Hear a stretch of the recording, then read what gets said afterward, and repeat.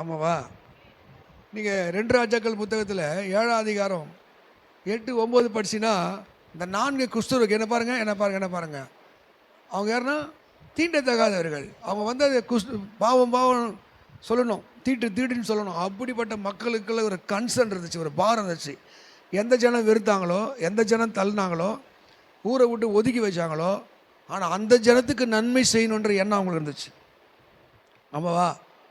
அந்த 4 குஷ்டரோகி கையில் சாப்பாடு கிடச்சிது, தங்க வெள்ளி கிடச்சிது. கிடச்ச உடனே எடுத்துகிட்டு ஓடின்னு நினைக்கல. அவங்க சொல்கிறாங்க, நான் பொழுது வெடி வரைக்கும் காத்திருந்தா குற்றம் நம்மேல் சுமரும். இந்த நாள் நற்செய்தியை அறிவிக்கிற நாள். ஒவ்வொரு நாள் நீங்கள் நற்செய்தியை அறிவிக்கிற ஒரு ஆத்மா பாரம் உங்களுக்கு இருக்கணும். ஆமேன்னு சொல்லுங்கள். அல்லேலூயா. அதனால் சுவிசேஷ வேலை செய்வதுக்கு ஊழியம் செய்வது சாதாரணம் கிடையாது. இங்கே ஏதோ மைக்கு பிடிச்சி பண்ணுறதில்ல. அது ஜனங்களை இயேசு ஆண்டை நடத்தணும், சபைக்கு கொண்டு வர வைக்கணும், அவங்கள பக்குவப்படுத்தணும், இயேசு வருகைக்கும் பாதுகாக்கணும், அறியாமல் மூட நம்பிக்கை பாவத்திலேருந்து அவங்களை காப்பாற்றணும். அதுதான் சபையுடைய வேலை. ஆமாவா இல்லையா? நம்ம வாரந்தோறும் எவ்வளோ பிரசங்கத்தை கேட்குறோம். கொஞ்ச நாள் மனமாக இருக்கா, கொஞ்ச நாள் குணப்பட்டுருக்குமா, அதே போல் தான் இருக்கும், அதே சுபாவம் தான் இருக்கும். அப்போ உபதேசம் என்பது, சத்தியம் என்பது ரொம்ப முக்கியம். இவங்களாம் அந்த அடிமைத்தன ஆவிலேருந்து மூட நம்பிக்கையிலேருந்து யார் அம்மா யார் அப்பா தெரியாதெல்லாம் இருக்காங்க. தேவதாசி பிள்ளைகள்லாம் இருக்காங்க. அவங்கெல்லாம் வந்து சர்ச்சுகளுக்கு கொண்டு வந்து அவங்க உபதேசம் பண்ணி சத்தியத்தை சொல்லணும் ரொம்ப கஷ்டம். மூட பக்கத்துலேருந்து அவங்களுக்கு பைபிளை வந்து சொல்ல ஆளும் கிடையாது, சொல்லவும் முடியாது. எல்லாம் வந்து சாட்சி பாட்டு ஆராதனை தான் அவங்க இயேசு பற்றி அவங்க முதல்ல அறிஞ்சுக்குவாங்க. சாட்சி பிரசங்கம் தான் அவங்களுக்கு புரியாது. அதெல்லாம் இந்த மாதிரி சுதேசி ஊழியக்காரன் அவன் ரட்சிக்கப்பட்டு அவன் பைபிளை கற்றுக்கிட்டு அவங்களுக்கு தெளிவது போதிக்கிறதாங்கட்டு ஒரு தலைமுறையே வேஸ்ட்டாக போயிடும். ஆமேன்னு சொல்லுங்கள். அதனால் ஒரு முறையாக நீங்கள் வடநாட்டுக்கு வந்து அந்த வடநாட்டில் மிஷினரிகள் படுகிற தியாகங்கள் பாடுகள் கஷ்டங்கள்லாம் பார்த்தீங்கன்னா அது ரொம்ப கொடுமையாக இருக்கும். இந்த ஐயா எம்எல் ஜாக்சன்லாம் சொல்லியிருப்பாங்க. அவர் பாட்டு அவருடைய சாட்சியெல்லாம் பயங்கரமாக இருக்கும். அவர் பசங்களாம் கேட்க ஆச்சரியமாக இருக்கும். அதனால் மிஷினரிகள் ஏதோ வந்துட்டாங்க அப்படி இல்லை, ஊழியக்காரில் அவங்க பின்னாடி ஒரு பெரிய வழி இருக்குது, அர்ப்பணிப்பு இருக்குது, தியாகம் இருக்குது. இப்போ ஊழியக்காரன் நான் உங்களுக்காக மனக்கடலை பாரப்படலைன்னா உங்கள் வாழ்க்கையில் இயேசுவை பற்றி அறிஞ்சிருக்க முடியாது. இதே போல் தான் எல்லா நாட்டிலையும். அதனால் மிஷினரிகளுக்காக நீங்கள் ஜெபிங்க. இப்போது அருமையான ஐயா ரூபன் அவர்கிட்ட கூட கலந்துட்டு வரவேற்போம். 9:25 இல்லை 20 போதும்னா 9:20 எப்போ முடிக்கிறீங்க? 10:20. கர்த்தருடைய நாமத்துக்கு மகிமை உண்டாவதாக. இந்த நாளிலே எங்களுக்கு வாய்ப்பை தந்த அன்பு போதகர் அவர்களுக்கு, அவர் குடும்பத்தினருக்கு, சபை மக்களுக்கு, மூப்பர்களுக்கு இயேசு கிறிஸ்துவின் நாமத்தினாலே நன்றியை தெரிவித்துக் கொள்கிறோம்.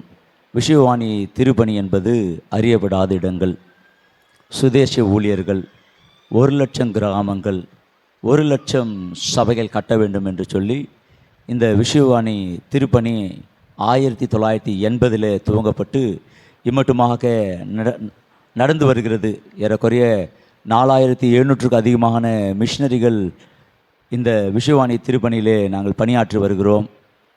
இது அறியப்படாத இடங்களே. இந்த வாய்ப்பை எங்களுக்கு அளித்த அன்பு போதகருக்கு, அவர் குடும்பத்தாருக்கு நாங்கள் நன்றியை தெரிவித்துக் கொள்கிறோம். இது மாத்திரமல்ல, இந்த விஷயவாணியில் கென்னடி ஐயா இருக்கார். தோத்திரையா, இந்த பத்திரிமேடில் பாஸ்டர் மோசஸ் ஐயா வீட்டிற்கும் அண்ணன் கென்னடி அண்ணன் வீட்டிற்கும் வருவது வழக்கம். சில இந்த கொரோனா காலங்களில் எங்கேயும் பணம் இல்லாத காலங்களில் பண்ண முடியவில்லை. ஆனாலும் ஆண்டவர் இந்த வாய்ப்பை அன்பு ஆயர் மூலமாக நமக்கு வாய்ப்பை தந்திருக்கிறதுக்கு நன்றி. இப்போது ஆண்டவர் வார்த்தையை பகிர்ந்து கொள்ள ஷேரிங் முடிஞ்சுங்களா? ஷேரிங் விஷயவாணி பற்றி சொல்லியாச்சுல, நன்றி. இப்பொழுது ஆண்டவருடைய வார்த்தையை நாம் கடந்து செல்வோம், ஜெபம் செய்வோம். எங்கள் பரலோக தந்தையாம் நல்ல பிதாவே, நன்றியோடு துதிக்கிறோம். என் வாயின் வார்த்தைகளும் என் இருதயத்தின் தியானங்களும் சமுதல் பிரதியாக இருப்பதாக. பேசுகிறது நான் நல்ல ஆண்டவரே, நீர் என்னை மறைத்து நீர் வெளிப்பட வேண்டுமா ஜெபிக்கிறோம். கர்த்தருடைய கரம் இருக்கட்டும், தொடர்ந்து நடத்துங்க, காத்துக்கொள்ளுங்க, ஆசிடுங்க. இயேசுவின் மூலம் ஜெபிக்கிறோம் நல்ல பிதாவே, ஆமேன். ஏசையா 6வது அதிகாரம் 3வது வசனம் என்ன சொல்லுது தெரியுமா? நான் பார்த்துட்டேன், நீங்கள் என்ன கவனிச்சிருந்தீங்கன்னா தெரிஞ்சிருக்கேன். என்ன வசனம் போட்டிருக்கு தெரியுமா?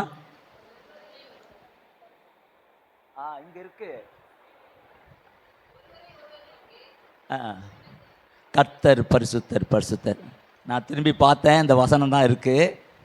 ஆனாலும் இந்த வசனத்தை குறித்து நான் உங்கள் மத்தியில் பகிர்ந்து கொள்ளப் போகிறேன். இந்த சேனைகளின் கர்த்தர் என்று யார் சொன்னாங்கன்னா, முதலாவதாக அன்னாள் என்கிற அக்கா தான் சொன்னாங்க. இந்த அன்னாள் யாருன்னா, அவருடைய கணவன் பேர் எல்கானா. ஏன் அன்னாள் சேனைகளின் கர்த்தர் அப்படின்னு சொன்னாங்கன்னா, நிறைய பேர் சொல்லியிருக்கிறாங்க. தாவீது சொல்லியிருக்கிறாரு. அப்புறம் சங்கீதம் 84 அதை சேனைகளின் கர்த்தர்னு சொல்லி சொல்லப்பட்டிருக்கிறது. இந்த சேனைகளின் கர்த்தர் முதலாவதாக எங்கே சொல்லப்பட்டிருக்கிறதுனா, ஆதியாகமம் 1வது அதிகாரம் 11 18 வரைக்கும் சொல்லப்பட்டிருக்கிறது. அங்கே 2 விதமான ஆண்டவர் ஒவ்வொரு நாளும் என்ன செய்கிறார்னா, 6 நாள் இந்த உலகத்தை சிருஷ்டிக்கிறார். முதலாவது நாள் எல்லாவற்றையும் சிருஷ்டித்து பின்பு நல்லது என்று கண்டாராம். 2வது நாள் அப்படி உருவாக்குறார், சிருஷ்டிக்கிறாரு, நல்லது என்று கண்டாராம். 4வது நாள் உருவாக்குறாரு, நல்லது என்று கண்டாராம். 5வது நாள் உருவாக்குறாரு, நல்லது என்று கண்டாராம். 6வது நாளும் உருவாக்குறாரு, நல்லது என்று கண்டாராம். இது 6 நாளை உண்டாக்கிட்டு மிகவும் நன்றாயிருந்தது அப்படின்னு சொல்கிறாரு. இந்த தேர்ட் டே 3வது நாளுக்கு மாத்திரம் என்னென்னா 2 முறை நல்லது நல்லது அப்படின்னு சொல்லி சொல்கிறாங்க. நீங்கள் படிச்சிங்கன்னா 11 18 வரைக்கும் அப்படி தான் இருக்கும்.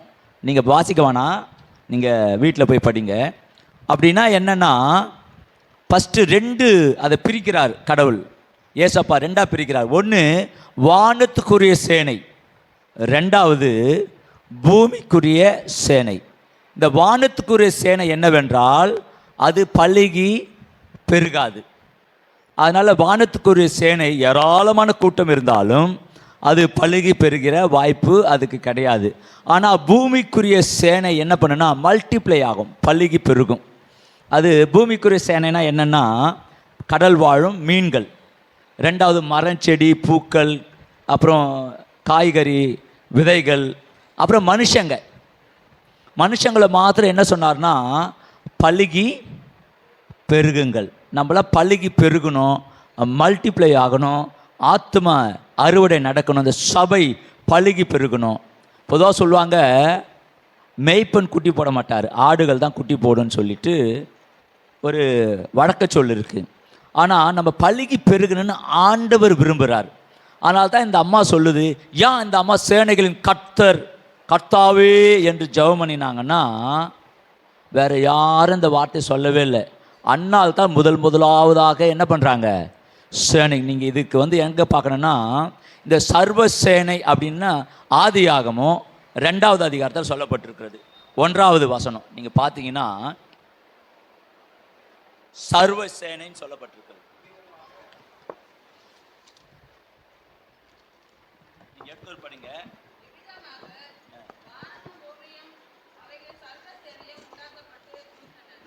போதுங்க. இந்த வானமும் பூமியும் உண்டாக்கப்பட்டு பின்பு சர்வசேனை.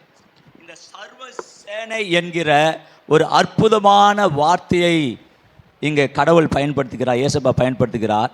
இந்த வார்த்தை தான் அன்னாள். நீங்கள் சாமுவேல் 1 சாமுவேலுக்கு நீங்கள் வந்தீங்கன்னா போதுங்க. அக்கா அழகாக சொன்னீங்க, சேனைகளின் கர்த்தாவே.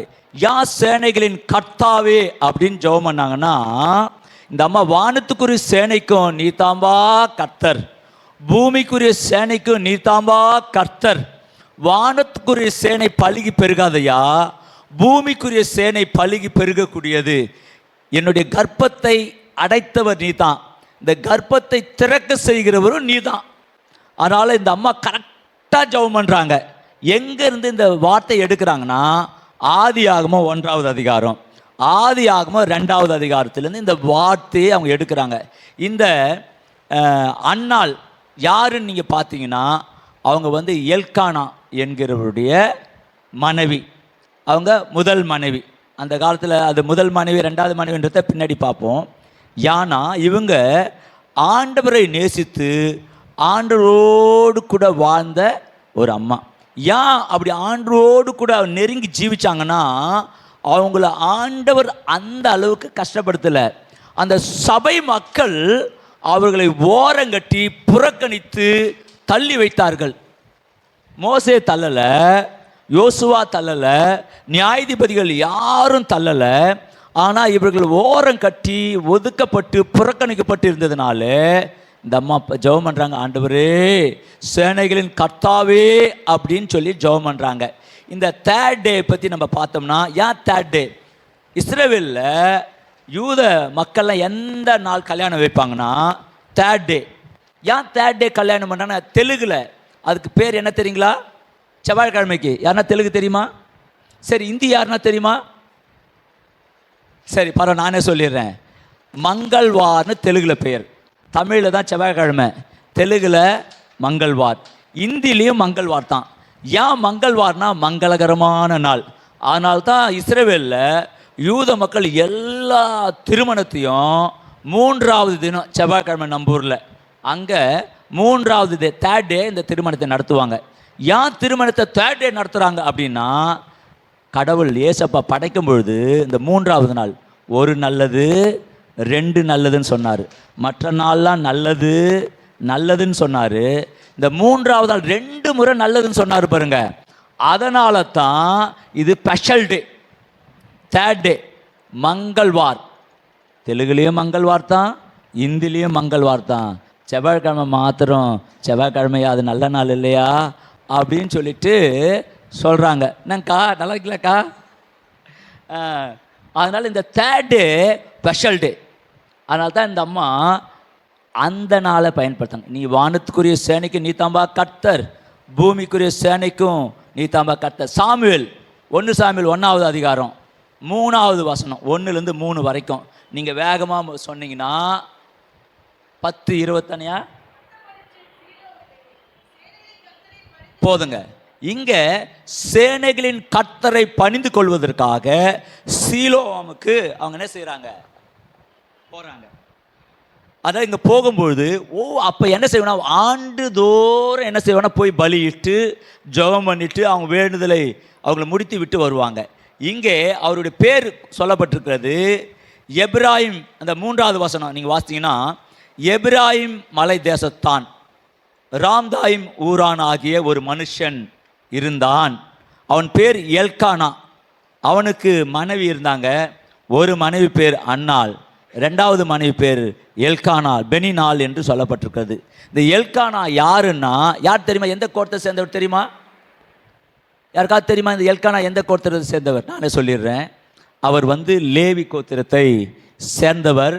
அன்றைக்கு இவர்கள் லேவி கோத்திரத்தில் இருந்தாலும் அவர்களுக்கு லேவி ஊழியத்திலே அவர்களுக்கு பங்கு இல்லை. ஏன்னா அவர்கள் புறக்கணிக்கப்பட்டிருந்தார்கள், அவர்கள் ஒதுக்கப்பட்டிருந்தார்கள். நீங்கள் 1 நாளாகமம் 6வது அதிகாரம் 33லிருந்து 38 வரைக்கும் கட்டாயமாக வாசிக்கணும். வாசித்தா தான் அவர் யார், எங்கேருந்து வந்தார். எடுத்தவங்க வேகமாக வாசிங்க, நேரையின்மை காரணமாக வேகமாக முடிக்கிறோம். நீங்கள் வேகமாக படிங்க. அக்கா ஒரு நிமிஷம், இந்த அக்கா படிப்பாங்க. எத்தனை சந்ததி நீங்கள் கவுண்ட் பண்ணி சொன்னீங்கன்னா உங்களுக்கு கிஃப்ட் தரப்படும். அக்கா படிங்கக்கா. 1 நாளாகமம் 6வது அதிகாரம்.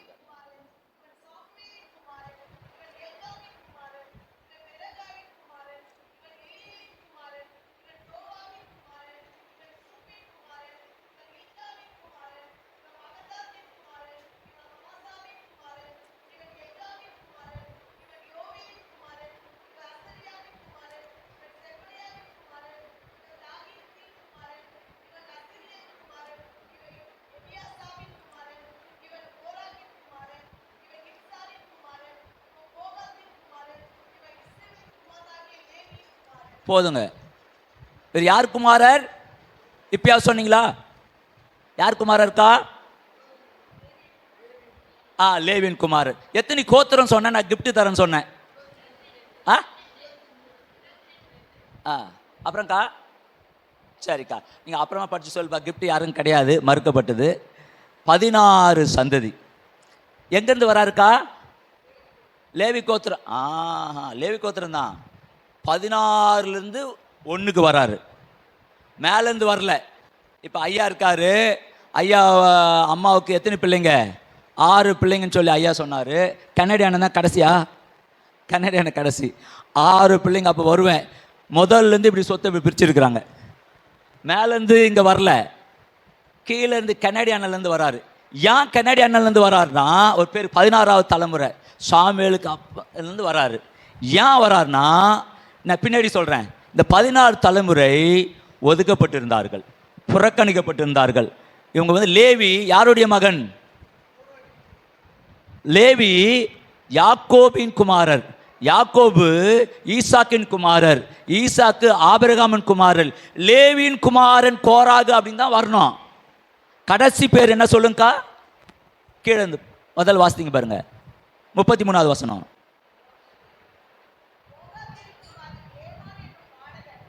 ஏமான் என்னும் பாடகன் விடுங்க. அவர் நிறைய சங்கீதத்தில் தலைப்பு பார்த்தீங்கன்னா 84வது சங்கீதம் ஏமானின் சங்கீதம் தான் இருக்கும்.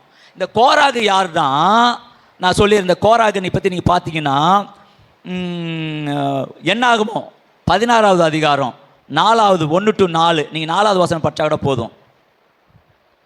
அங்கே என்ன சொல்கிறாருன்னா, இந்த கோராகு கூட்டத்தார் மோசேக்கு முன்பதாக எழுத்து நிற்கிறாங்க. அநேக சபைகளில் கூட பாஸ்டருக்கு எதிராக எழுத்து நிற்கிற ஒரு கூட்டத்தை பார்ப்போம். இவன் யாருன்னா கோராகு கூட்டத்தார். எப்போவுமே இந்த மோசே கிட்ட யார் எப்படி பேசுவான்னு, இந்த கோராகு யாருன்னா மோசேக்கு அண்ணன், சித்தப்பா பையன், பெரியப்பா பையன். ஆரோன் தான் மூத்தவர், மிரியாம் 2வது, 3வது தான் யார்? மோசே. அப்போ இவர் மூத்தவராக இருந்தார். அதனால் எங்கே போனாலும் சபையில் அண்ணன் பாருங்களேன், அண்ணன் தம்பி எப்படி பேசுவார், எப்படி பார்ப்பார்? கொஞ்சம் அப்படி இலக்காரமாக தான் பார்ப்பார். ஆனால் அவர் தேவனுடைய மனிதன், பார்க்கவே கூடாது பாருங்களேன். அப்போ மோசே கிட்ட போய் தாறுமாறாக பேசுகிறாரு. அதில் போட்டுருக்கு 33வது வசனத்தை நீங்கள் பார்த்தீங்கன்னா, ஏறத்தாழ 252 பேர் அவங்க மோசைக்கு எழுத்து நிற்கிறாங்க, போராடுறாங்க. அப்போ பூமி பிளந்து 252 பேர் என்ன பண்ணுது? விழுங்குது. நீங்கள் 33வது வசனத்தை பார்த்தீங்கன்னா, அவர்கள் உண்டான முழுவதையும் விழுங்கி போட்டது. ஆனால் அந்த கூட்டத்தில் யார் இல்லைடா? நீ படிங்க 33வது வசனத்தை. கோராகின் பிள்ளைகள் இல்லவே இல்லை பாருங்க. அப்போனா கோராகின் பிள்ளைகள் அந்த கோராகு கூட்டத்தாரோடு சேரல. ஏன் சேரலாம்? அப்பா செய்யறது தப்புன்னு அந்த பிள்ளைங்களுக்கு தெரியுது, மனைவிக்கு தெரியுது. அதனால அவங்க போல. ஆனால் போன 4 பேர், ரூபன் புத்திரில் ஒருத்தர், கோராகின் புத்திரில் ஒருத்தர், இந்த லேவி புத்திர 4 பேர், 252 பேரை மோசே போறாரு. அவர் ஊழிய, ஆண்டவரே இந்த கோரா கிட்ட என்னால் பேசவே முடியல ஆண்டவரே, எப்போதும் எனக்கு எதிராக தான் பேசலான்னு சொல்லி ஆண்டவர் சமூகத்தில் விழுந்து ஜெபம் பண்ணதும் ஆண்டவர் என்ன செய்கிறாருன்னா, மோசே ஒன்றுமே பேசலை, ஆண்டவர்கிட்ட தான் போய் ஜெபம் பண்ணார். அவர்கள் 252 பேரை பூமி பிளந்து விழுங்கி போட்டது. விழுங்கி போட்டதுனால என்ன செய்கிறாங்கன்னா, நான் சொன்ன அந்த 33வது வசனத்தை நீ படிச்சீங்கன்னா, கோராகின் பிள்ளைகள் மரிக்கவில்லை. அக்கா படிங்கக்கா 33வது வசனத்தை.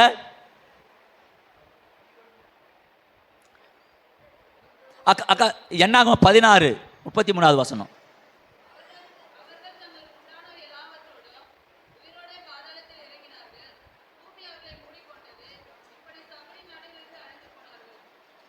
போதுங்க. இங்கே என்னென்ன, கோராகின் பிள்ளைகள் அந்த 252 பேர் தான் அழிந்து போனாங்க. இந்த கோராகின் பிள்ளைகள் பின்னாடி வராங்க.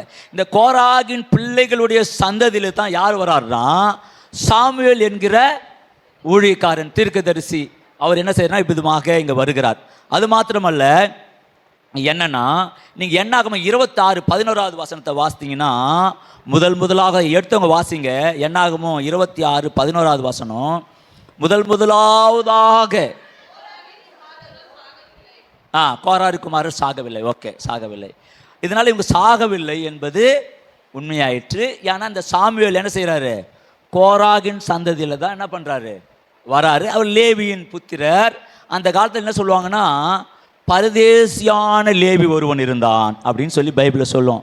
இந்த கோராகின் புத்திரருக்கு என்ன கிடையாது, சொத்து சுதந்திரம் கிடையாது, ஊழியத்தில் ஊழிய வேலை கிடையாது. ஆண்டவர் ஒரு நாளும் ஒருவரையும் என்ன பண்ணுறதில்ல, ஒதுக்கி தள்ளுறதில்ல.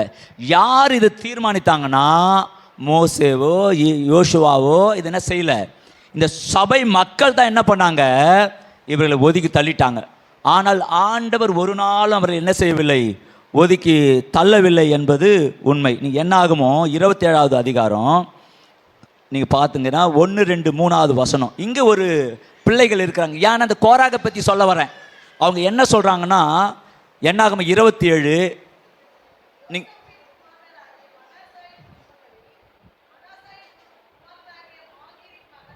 இல்லை சாரி, என்னாகமம் 27 மூன்றாவது வசனம் வாசிங்க.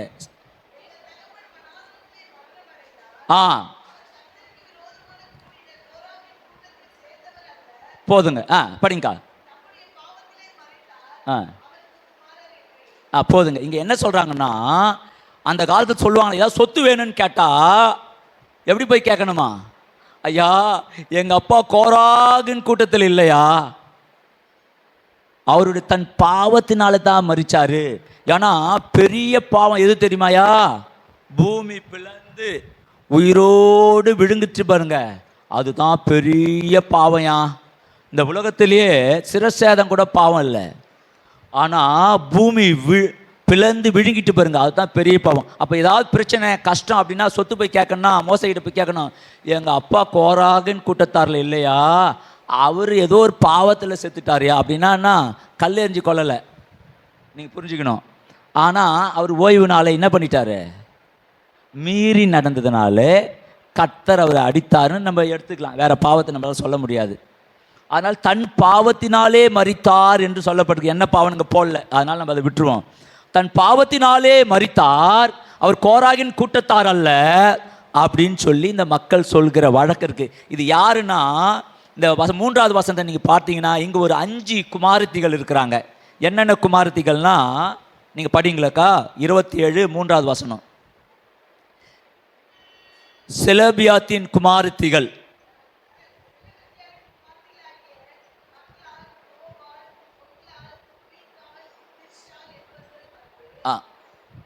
அப்போதுங்க இங்கே 5 குமாரத்திகள் போய் சொத்து கேட்க போனால் இவங்க சொல்லி சொத்து கேட்குறாங்க, என் ஆண்டவராக இயேசு கிறிஸ்து 4000 ஆண்டுகள் முன்பதாக பெண்களுக்கு சொத்துரிமை கொடுத்தார்.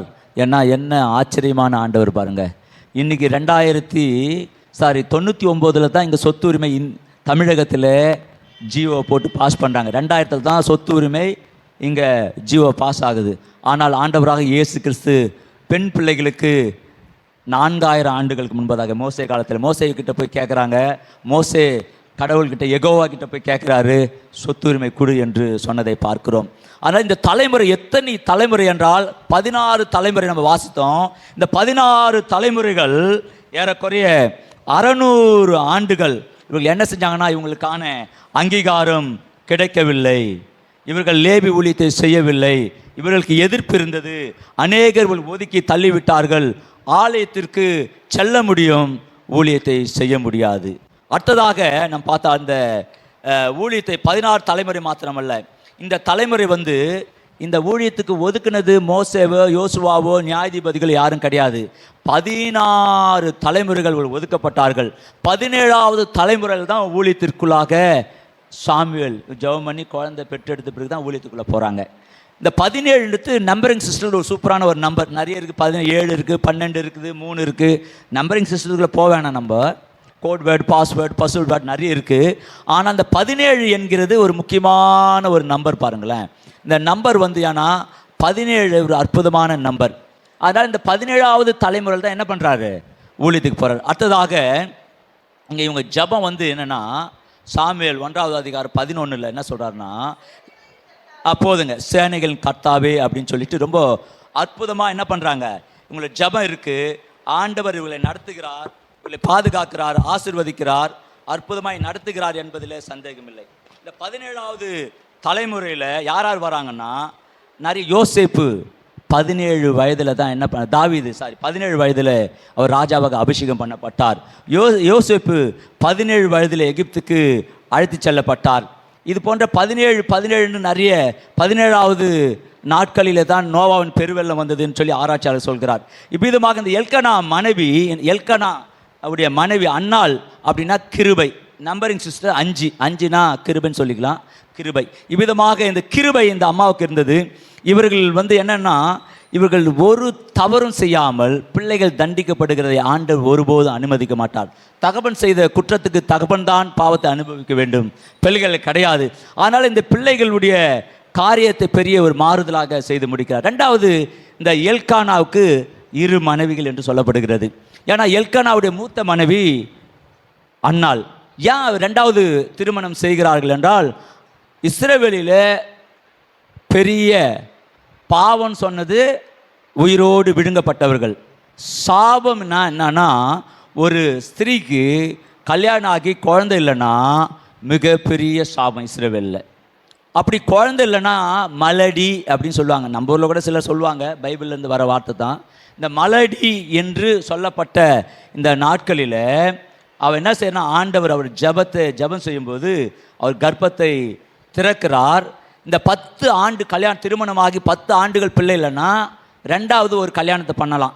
அதனால தான் எல்கானா என்ன பண்ணுறாரு, அவருடைய சொந்த சகோதரியை திருமணம் செய்கிறார். அதுக்கப்புறம் அவங்களுக்கு நிறைய பிள்ளைகள் பிறக்கிறது, நம்ம அதை விட்டுருவோம். இதே விதமாகத்தான் சாராமாவும் என்ன பண்ணுறாங்க, குழந்தை இல்லாதனால 75 வயதில் கானானுக்கு வராங்க. 10 ஆண்டு 85 வயதில் அவர் குழந்தை இல்லைன்னு சொல்லி ஒரு வேலைக்காரிய ஒரு அம்மாவை ஆகார திருமணம் பண்ணுறாங்க. ஆண்டவர் சொன்னார், வாக்கு பண்ணினவர் உண்மையுள்ளவர், அவர் செய்வார். அந்த அம்மா பொறுமையின்மை காரணமாக ஒரு சந்ததி உருவாயிற்று. இன்றைக்கி மிடில் ஈஸ்ட் ஃபுல்லாக என்ன பண்ணுறோம், ஒரே பிரச்சனை, வார், அநேகர் மறுத்து கொண்டு இருக்கிறார்கள். ஆண்டவர் சொன்ன பாஸ்டர் ஒரு காரியம் தாரான்னு சொல்லிட்டார்னா அவர் தர வரைக்கும் என்ன பண்ணோம், வெயிட் பண்ணணும். பணம் தரேன்னு சொல்லிட்டு எதை கேட்குறீங்க, பாஸ்டர் தந்தா ஃப்ரீ, வேற ஆள் தந்தா கடனை கொடுக்கணும். பாஸ்டர் ஃப்ரீயாக கூட கொடுத்துவார் நம்ம விசுவாசின்னு. ஆனால் இந்த அம்மா ஃப்ரீயாக கொடுத்தத ஒரு வேலைக்காரிக்கு கூப்பிட்டு கொடுத்து, கொஞ்சம் மாற்றி சொல்கிறேன், கூப்பிட்டு கொடுத்து பெரிய பிரச்சனை சிக்கிக்கிட்டோம் பாருங்களேன். ஆனால் ஆண்டவர் தரும் வரைக்கும் நம்ம என்ன பண்ணணும், காத்திருக்கணும். மூன்றாவதாக இவர்கள் தள்ளப்பட்டது 16 தலைமுறை. கோராகு என்பது ஒரு பழி சொல்லாம். கோராகுன்னா என்ன பண்ண மாட்டாங்க, சொத்து கிடையாதுப்பான்னு சொல்லுவாங்க, ஊழியத்தில் பங்கு கிடையாது.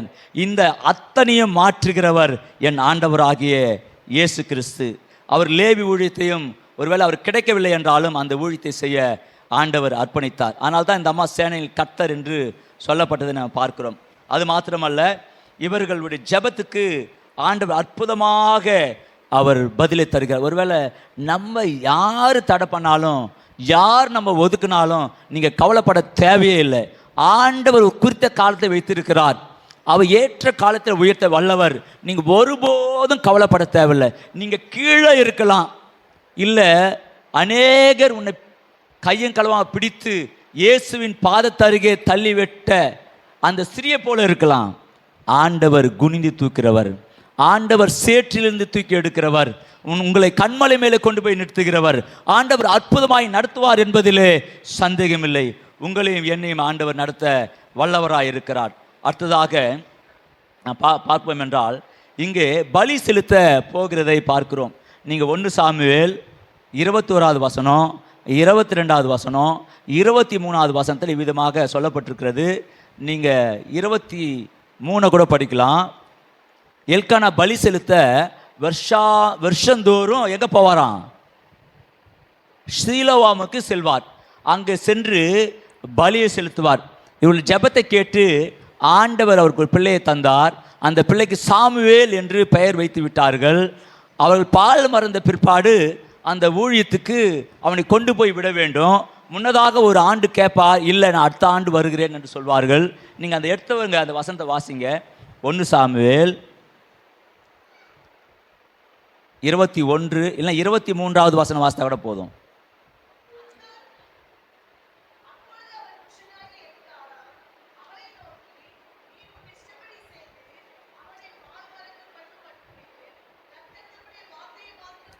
போதுங்க. கர்த்தர் சொல்றாரு பாருங்க, கர்த்தர் ஒதுக்கல, மக்கள் ஒதுக்குனாங்க. உன் வார்த்தையின்படி கர்த்தர் நிறைவேற்ற. 1 சாமுவேல் 1:24 ஆலயத்துக்கு பலி செலுத்த போறாங்க, பஸ்கா பண்டிகை. அதை வாசிங்க.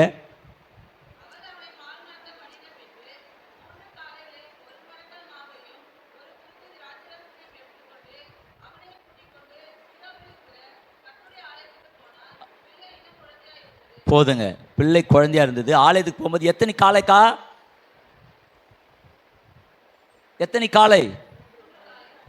3 காளை. ஏன்னா ஒரு குடும்பத்துக்கு ஒரு காளை தான் பலியிடணும். ஆனால் இங்கே எத்தனை காளை எடுத்துன்னு போகிறாங்க? எதுக்கு? யாராருக்கு? 1 அன்னாளுக்கு, 2 பெனினாளுக்கு, 3வது காலை யாருக்குன்னா சாமுவேலுக்கு. ஏன் 3 காலைன்னா, அங்கே போனால் அன்னைக்கு பஸ்கா பண்டிகை இஸ்ரவேல் கோத்திரமே வந்திருக்கும். ஒரு ஆடு மாடு வெட்டுறதே அவங்களுக்கு டயர்டாயிடும். அப்போ பாவ நிவாரண பலினா நான் செஞ்ச பாவத்துக்கு அந்த ஆட்டு மேலே என் கையை வைக்கணும். வெட்டுறது லேவி வெட்டணும். எவ்வளோ ஆடு வெட்டுவார், எவ்வளோ மாடு வெட்டவே முடியாது பாருங்க. அங்கே போனால் ஒரு குடும்பத்துக்கு 1 தான் ஏன் கொடுப்போம், ஒரு கரும்பு தான் பொங்கலுக்கு. அது மாதிரி ஒரு ஆடு தான், ஒரு மாடு தான் பலியிடுவோம், 3 பலியிட முடியாதுன்றாங்க. அங்கே பிரச்சனை வருது. ஏலி தாத்தா கிட்ட போகிறாங்க, வெட்டுட்டு போங்க, பலியிட்டு போங்க, பலி தானே, இந்த சின்ன பையன்கள் பலியிட முடியாதுன்றாங்க. அப்போ பலியிடுறாங்க, 3வது காலை பலியிடுறாங்க. பலி இட்டுட்டு என்ன பண்ணுறாங்கன்னா, அந்த சாமுவேலை அங்கே விட்டுட்டு வந்துடுறாங்க.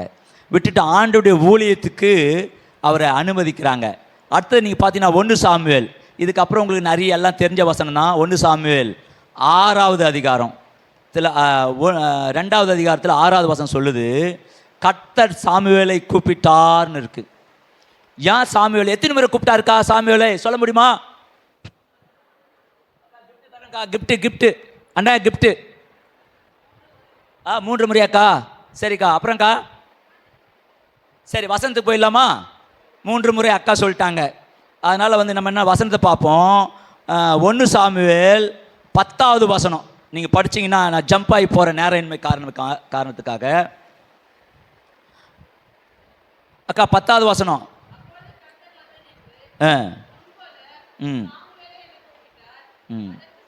சாரிக்கா 9வது வசனம் வாசிங்கக்கா, நம்ம கடைசி வந்துட்டோம்.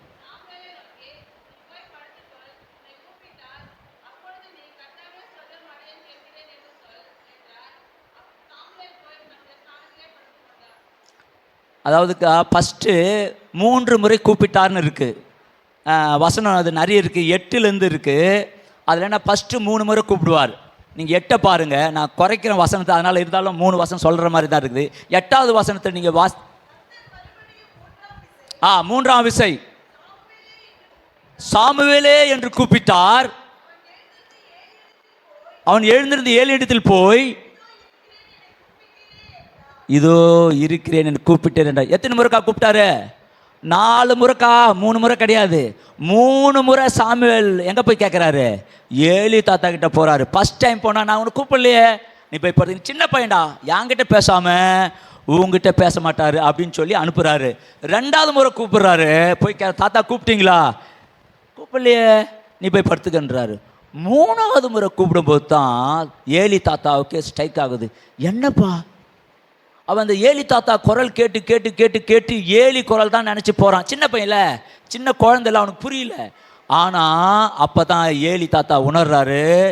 ஏலி சொல்கிறாரு, நான் கூப்பிடலையா, உன்னை கர்த்தர் கூப்பிடுகிறார்.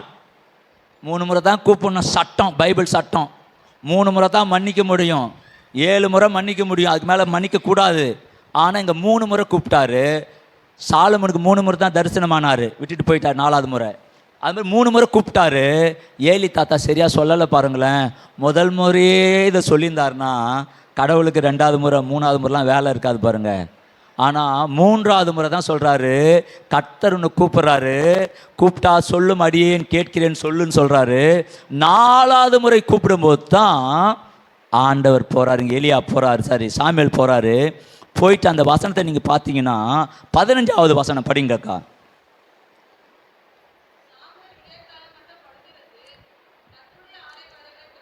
போதுங்க. இங்கே சாமுவேல் விடியற்காலம் மட்டும் படுத்திருந்தான்னு சொல்லுது. சாமுவேலுக்கு ஃபஸ்ட்டு எங்கே இருக்கிறான்? அதாவது அந்த காலத்தில் எப்படி ஆலயம் இருக்குன்னா, உட்பிரகாரம், மூலஸ்தானம், பிரகாரம், வெளிப்பிரகாரம் இருக்கும். ஆசாரியர் மாத்திரம்தான் எங்கே போக முடியும்? பிரகாரத்துக்கு, மகா பரிசுத்தலத்துக்கு இங்கே வர முடியும். சில சர்ச்சில் எல்லாரும் இங்கே ஸ்டேஜில் ஏற்ற மாட்டாங்க. ஐயா எங்கெல்லாம் ஏற்ற விட்டாப்புல. சிஎஸ்சில் கூட தனி 2 ஸ்டேஜ் வச்சுருப்பாங்க. பாஸ்டர்னா ஆல்டரில் நின்று பேசுவார், ஃபுல் ஃபீட் இருக்கும். மற்ற வெளியிலேருந்து வந்தாங்கன்னா இங்கே ஒரு ஃபுல் ஃபீட் இருக்கும், அங்கே நிறுத்துவாங்க. ஏன்னா அது நிறைய ரகசியம், அது இப்போ சொல்ல முடியாது. ஆனால் இங்கே என்னென்னா, பிரகாரத்தில் இருக்க வேண்டிய சாமுவேல் எங்கே இருக்கிறாரு? மகா பரிசு ஸ்தலத்தில் இருக்கிறாரு. அங்கே எப்படி தான் போக முடியும்? வருஷத்துக்கு 1 முறை தான் போக முடியும். இவர் வராரு, சின்ன பையன், எல்லாம் அது இன்னும் வசனத்தை நீங்கள் பார்த்தீங்கன்னா நேரம் ஆயிடுச்சு. என்ன பண்ண முடியாது, கதவை திறக்கிறாரு. எல்லாரும் பார்க்குறாங்க. சாமுவேல் உள்ளேந்து வந்ததும் ஆச்சரியப்படுறாங்க. இது வரைக்கும் சாமுவேலை அங்கீகரிக்காதவர்கள், எல்கனா குடும்பத்தை அங்கீகரிக்காதவர்கள் இன்றைக்கு அவனை பார்த்து வாயை அடைச்சு போயிடுறாங்க. எல்லாம் வெளியே இருக்கிறாங்க, முற்றத்தில் இருக்கிறாங்க, வெளிப்புறத்தில் இருக்கிறாங்க. இவன் மகா பரிசுத்தலத்திலிருந்து வரான். எப்படி வரணும்னா, ஒரு ஆசாரியன் அங்கே பிரதான மகா பரிசுத்தலத்துக்கு போனோன்னா 3 காரியம் வச்சுருக்கணும். 1 பலியிட்ட ரத்தம் இருக்கணும், பலி ரத்தம் இருக்கணும். 2வது தூப வர்க்கம் இருக்கணும். 3வது பெல் இருக்கணும். இந்த பெல்லு அடிச்சுக்கிட்டே போகணும். பெல் சத்தம் கேட்கலாம், அவன் செத்துட்டான்னு அர்த்தம். ஆள் வெளியே வரலன்னா செத்துட்டான்னு அர்த்தம். ஆனால் மகா பரிசுத்தலத்துக்கு பெல் இல்லை, ரத்தம் இல்லை, தூப வர்க்கம் இல்லை. இந்த சாமுவேல் என்ன பண்ணார், உள்ளே போய் வந்தார். 2 பேர் தான் இந்த மாதிரி போயிட்டு வந்தாங்க. இந்த ஸ்தலம் மகா பரிசுத்த ஸ்தலம். சாமுவேல் அங்கே படுத்து இருக்க முடியும்னா எப்படி இருக்கும் பாருங்க. அப்போ எப்படி அவர் ஜெபம் பண்ணியிருப்பார், எப்படி அவர் வாழ்ந்திருப்பார். உள்ளே போய் வெளியே வர முடியாத நிலை இருந்தது. அப்போ கர்த்தர் பேச வேண்டிய நேரத்தில் பேசுவாருங்க. உங்களுக்காக நான் பேச முடியாது, உங்களுக்காக பாஸ்டர் கடவுளிடத்தை பரிந்து பேச முடியாது, ஜெபம் பண்ணலாம். ஆனால் உங்களுடைய பாவத்திற்காக, உங்களுடைய தவறுதலுக்காக நீங்கள் தான் ஜெபம் பண்ணி பாவ மன்னிப்பு நிச்சயத்தை பெற்றுக்கொள்ள வேண்டும். அப்படி நம்ம ஜெபித்து பரிசுத்தமாக இருந்தால் ஆண்டவர் உங்களோடு கூட பேசுவார். ஏலி தாத்தாவோட பேசலை பாருங்களேன். யாரோட பேசினாரு? அவர் தான் ஆசாரியன், அவர் தான் பிரதான ஆசாரியன். சரியில்லைன்னா பிரதான ஆசாரியன் தள்ளிடுவாருங்க. தள்ளிட்டு இந்த சாமியில கொண்டு வந்தார். இவ்விதமாக செய்யும்போது தான் ஏலி தாத்தாவுக்கு என்னென்ன நடக்க போகுது என்கிறதை சாமுவேல் இடத்தில் பேசினார். ஒருவேளை நாம் ஜெபம் பண்ணி உண்மையாக பரிசுத்தமாக இருப்பேன் என்றால் நம்ம இடத்திலும் ஆண்டவர் பேச வல்லவராக இருக்கிறார். அதனால் பேச வேண்டிய நேரத்தில் ஆண்டவர் பேசுவார். யார் உங்களை அங்கீகரிக்கவில்லை என்றாலும் ஆண்டவராக இயேசு கிறிஸ்து உங்களை அங்கீகரிப்பார் என்பது சந்தேகமில்லை. நீங்கள் எரேமியா 15வது அதிகாரம் 1வது வசனத்தை வாசிங்க. நேரம் கிட்ட நெருங்கிட்டு நான் முடிக்க போகிறேன். 1வது வசனம் 2 லைன் வாசித்தா கூட போதும்.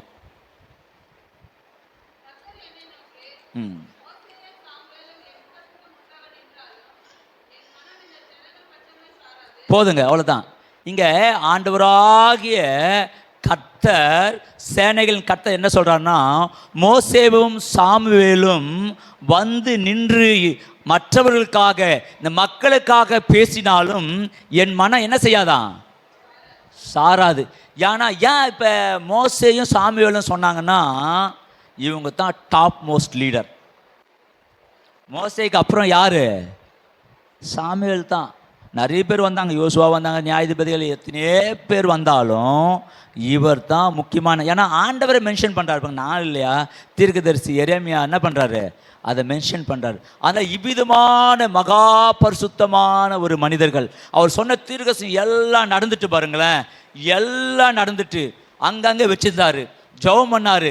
அவர் செஞ்ச காரியங்களாம் ரொம்ப அற்புதமான ஒரு காரியம். அவர் நான் முடிக்க போகிறேன். அவர் செஞ்ச ஊழியம் எத்தனை விதமான ஊழியன்னா 7 விதமான ஊழியத்தை செய்தார். அவர் மகா பிரதான ஆசாரியர் என்ற அந்த பட்டத்தை பெற்றிருந்தார். ஏன்னா ரத்தம் இல்லாமல், என்ன இல்லை, தூபவர்க்கு இல்லாமல், பெல் இல்லாமல் உள்ளே போயிட்டு வந்தார். அற்புதமான ஊழியம். அந்த ஊழியத்தில் அவர் செஞ்ச ஒரு அற்புதமான காரியம் என்னென்னா, அந்த அளவுக்கு ஆண்டவரோடு கூட என்ன பண்ணால ஜீவித்தார் என்பதில் சந்தேகமில்லை. 2வதாக என்னென்னா, ஃபஸ்ட்டு அவர் லேவி ஊழியத்தை செய்கிறாரு, 2வது ஆசாரி ஊழியத்தை செய்கிறாரு, 3வதாக பிரதான ஆசாரி ஊழியத்தை செய்கிறாரு, 4வதாக தீர்க்கதரிசி ஊழியத்தை செய்கிறாரு, 5வதாக தீர்க்கதரிசிகளின் கூட்டத்திற்கு தலைவன் என்கிற ஊழியத்தை செய்கிறார், 6வதாக நியாயாதிபதியாக அங்கங்கே சென்று அவர் நியாயாதிபதி ஊழியத்தை செய்கிறார், 7வதாக ராஜாக்களை அபிஷேகம் பண்ணுகிற ஊழியத்தை செய்கிறார். 7 விதமான ஊழியத்தை செய்த மனிதர்கள் 2வது ஆள் இவர் தான். அப்படின்னா நாம் ஆண்டோடு கூட நெருங்கி ஜீவித்தோம் என்றால், நாம் ஜெபித்தோம் என்றால், ஆண்டவர் ஒருவேளை உலகம் உங்களை புறக்கணித்து தள்ளலாம், உலகம் உங்களை ஒதுக்கலாம், உங்களை ஊழியத்துக்குள்ளே கொண்டு வராமல் இருக்கலாம், உங்களை தூக்கி மேலே வைக்காமல் இருக்கலாம். என் ஆண்டவராக இயேசு கிறிஸ்து நீங்கள் ஜெபிப்பீர்கள் என்றால், ஆண்டவருக்கு உண்மையுள்ளவராக இருப்பீர்கள் என்றால், ஆண்டவர் உங்களையும் உயர்த்தி 7 விதமான ஊழியத்தை செய்ய வல்லவராக இருக்கிறார் என்பதில் சந்தேகமில்லை. ஏன்னா ஒதுக்கப்பட்டவர்கள், அவர்களுக்கு இடம், சொந்த வீடு கூட கிடையாது. அதாவது வீடுனா காணி ஆட்சி கிடையாது. எல்லா கோத்திரத்துக்கும் காணி ஆட்சி நல்லா இருந்தது, லேவிக்கு இருந்தது, ஆனால் அந்த கோராகின் புத்திரர் கிடையாது பாருங்க. ஒருவேளை உலகம் உங்களுக்கு கொடுக்கலனாலும் என் ஆண்டவராக இயேசு கிறிஸ்து உங்களுக்கு கொடுக்க வல்லவராக இருக்கார். அதனால தான் இந்த கோராகின் சங்கீதம் நீங்கள் 84 பார்த்தீங்கன்னா கோராகின் புத்திரர் அப்படின்னு இருக்கும். ஏன்னா அவருடைய ஊழியத்தில் தாவீது காலத்தில் அவங்க என்ன பண்ணிட்டாங்கன்னா, சாமுவேல் காலத்தில் தாவீது உள்ளே வந்துட்டாங்க. அவருக்கு என்ன ஊழியம் தெரியுமா? துதிக்கிற ஊழியம் தான் அவங்களுக்கு. நிறைய சங்கீதத்தை எழுதியிருக்கிறாங்க. அவங்க பாடுகிற ஊழியத்தை தான் அவருக்கு ஆண்டவர் கொடுத்தாரு. எங்கே புறக்கணிக்கப்பட்டார்களோ அதே இடத்துல ஆண்டவர் கொண்டு வந்து நிறுத்த வல்லவராக இருக்கிறார்.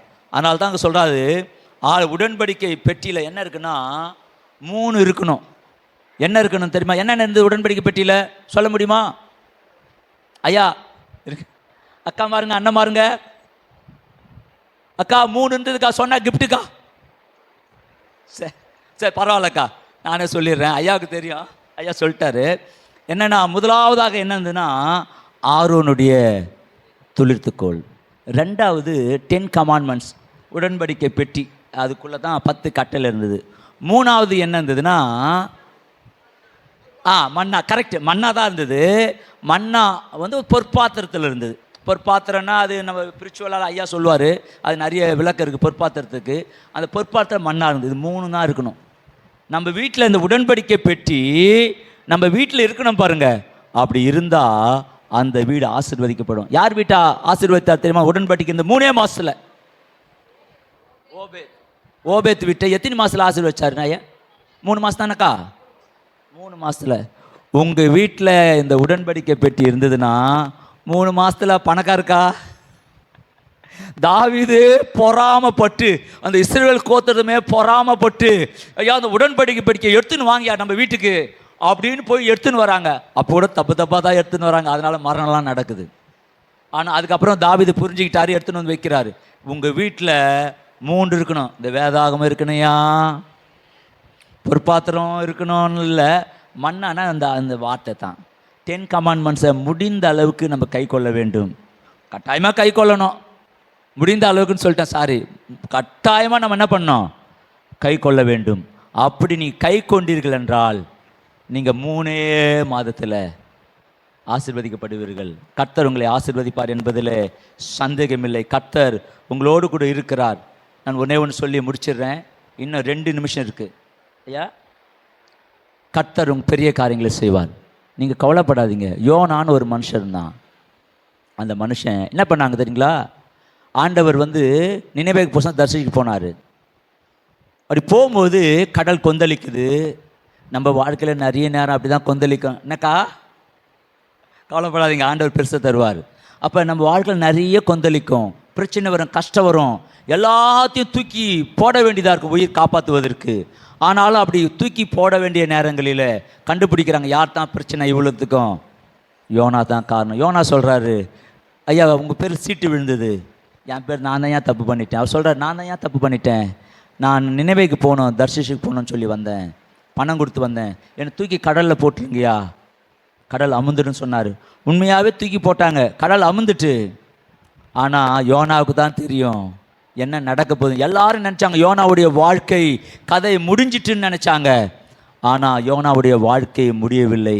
மனிதர்கள் ஒருவேளை ஆண்டவருடைய பேச்சை என்ன பண்ண மாட்டாங்க, கேட்க மாட்டாங்க. சில நேரம் ஊழியக்காரர் சொல்கிறது கூட கேட்க மாட்டாங்க. ஏசப்பா பேச்சையே கேட்கலண்ணா ஊழியக்காரர் பேச்சை கேட்பீங்களா? கட்டாயமாக கேட்கணையா. நல்ல மேய்ப்பன் நல்லவைகளை கொடுக்கிறார். அப்படி கேட்கலனாலும் ஆண்டவர் பாருங்க அதுக்கப்புறம் யார்கிட்ட பேசினார் தெரியுங்களா? யோனாக்கிட்டே பேசினார். யோனாக்கிட்டே பேசல அக்கா, அவர் மீனுக்கிட்ட தான் பேசுகிறாரு. ஒரு முறை தான் யோனாக்கிட்ட பேசினார், மறுமுறை கேட்கல மீனுக்கிட்ட பேசினார். மறுமுறை கூட மீனுக்கிட்ட பேசி கடலில் 2 முறை பேசி கரையில் கக்க சொல்கிறாரு. வராரு, ஊழியத்தை செய்கிறார். அதனால் உங்களுக்கு வாழ்க்கை முடியாது. தத்தளிப்பு வந்தால் நீங்கள் ஜெபம் பண்ணும்போது, ஆண்டோடு கூட ஜீவிக்கும்போது ஆண்டவர் உங்களை நடத்த வல்லவராக இருக்கிறார். அற்புதமாய் நடத்துவார், பாதுகாப்பார், பெரிய காரியங்களை செய்வார். ஆண்டவர் ஒருபோதும் கைவிட மாட்டார். ஐயா இந்த உலகம் கைவிடலாம், உங்களை ஆண்டவராக இயேசு கிறிஸ்து கைவிட மாட்டார். நல்லவர், பெரியவர், பெரிய காரியங்களை செய்வார். நாம் இப்பொழுது இந்த விஷவாணி ஊழியத்தின் நிமித்தமாக இந்த தந்த வாய்ப்புக்கு மீண்டும் ஒரு முறை பாஸ்டர் ஐயாவுக்கு, அவர் குடும்பத்தாருக்கு, சபை அங்கத்தின் ஒவ்வொருக்கும் நன்றி நான் தெரிவித்துக் கொள்கிறேன். இந்த ஆராதனை முடிந்ததும் உங்களால் ஆண்டவரால் ஏவப்பட்டவர்கள் வாஞ்சிகள் இதை வாங்கி எங்களுடைய ஊழியத்தை நீங்கள் ஜெபம் பண்ணி தாங்குங்கள். முடிந்தவர்கள் செய்யுங்கள், முடியாததை என் ஆண்டவராக இயேசு கிறிஸ்து செய்வார் என்பதில் சந்தேகங்களை. ஜெபம் செய்வோம். எங்கள் பரலோக தந்தையாம் நல்ல பிதாவே, நன்றியோடு உம்மை துதிக்கிறோம் அப்பா. இந்த நாளுக்காக நன்றி ஆண்டவரே. இந்த நல்ல ஆலயத்தில் வந்து முடிய வார்த்தை கொடுப்பதற்கு தந்த இந்த நல்ல வாய்ப்புக்காக நாங்கள் நன்றி செலுத்துகிறோம் அப்பா. அதுமாதிரி பாஸ்டர் ஐயாவுக்காக, அம்மாவுக்காக, அவர் குடும்பத்தினருக்காக, இனஜன பந்துக்களுக்காக, ஒவ்வொருவருக்காக நாங்கள் ஜெபிக்கிறோம் ஆண்டவரே. கர்த்தாவே இறங்கி உதவி செய்வீராக ஆண்டவரே. இந்த வார்த்தைக்காக நன்றி செலுத்துகிறோம். உம்முடைய பிள்ளைகள் வார்த்தை கேட்டதற்காக நன்றி. அற்புதமாக இங்கே நடத்துங்க, காத்துக்கொள்ளுங்க, ஆசீர்வதிங்க. கர்த்தருடைய கரம் இருக்கட்டும் ஆண்டவரே. இங்கே வந்து வெறுமையாக திரும்பி செல்லாதபடிக்கு உம்முடைய ஆசீர்வாதத்தை பெற்றவர்களாக திரும்பி செல்ல நீ கிருபை செய்ய வேண்டுமா ஜெபிக்கிறோம். உம்மை நாம மகிமைப்படட்டும் ஆண்டவரே. நீங்களோடு கூட இருப்பீராக, நித்தமும் நடத்துவீராக, நிறைவாழ்வை தர வேண்டுமா ஜெபிக்கிறோம் ஆண்டவரே. இவர்கள் கீழாகாமல் மேலாகட்டும் ஆண்டவரே, வாளாகாமல் தலையாகட்டும் ஆண்டவரே. இப்போது இருப்பதை காட்டிலும் 1000 மடங்காய் 1000 பெருக செய்ய வேண்டுமா ஜெபிக்கிறோம் ஆண்டவரே. சேனைகளின் கர்த்தாவே என்று நாங்கள் ஜெபிக்கிறோம். அன்னாளின் ஜபத்தை கேட்டவர், எங்கள் ஜபத்தை கேட்டு எங்களை ஆசீர்வதிக்க வேண்டுமா ஜெபிக்கிறோம். உமது கரை இருக்கட்டும் ஆண்டவரே. நீங்கள் நடத்துங்க ஆண்டவரே, ஆசீர்வதிங்க ஆண்டவரே. ஆண்டவர் வந்த ஒவ்வொருவரும் ஆசீர்வாதத்தை பெற்று செல்லட்டும் ஆண்டவரே. மகிமை ஆண்டவர் ஒவ்வொருவரும் தொடட்டும் ஆண்டவரே. ஆண்டவர் ஒவ்வொரு பிள்ளைகளின் பொருளாதார தேவையில் சந்திக்க வேண்டுமா ஜெபிக்கிறோம். சுகவேண்டுமாய் பலவீனமாய் இருக்கிறவர்கள் அற்புதமாய் தொட்டு சுகப்படுத்தி பலப்படுத்த வேண்டுமா ஜெபிக்கிறோம் ஆண்டவரே. தொடர்ந்து நடத்துங்க, காத்துக்கொள்ளுங்க, ஆசீர்வதிங்க. இம்மட்டுமாய் நடத்தினவர் முது வருகை மட்டும் நடத்தி குறையில்லாத நிறைவாழும் பெரிய ஆசீர்வாதம் தந்து வழிநடத்த வேண்டுமாய் இயேசுவின் மூலம் ஜெபிக்கிறோம். ஜெபம் கேளும் நல்ல பிதாவே. ஆமேன், ஆமேன், ஆமேன்.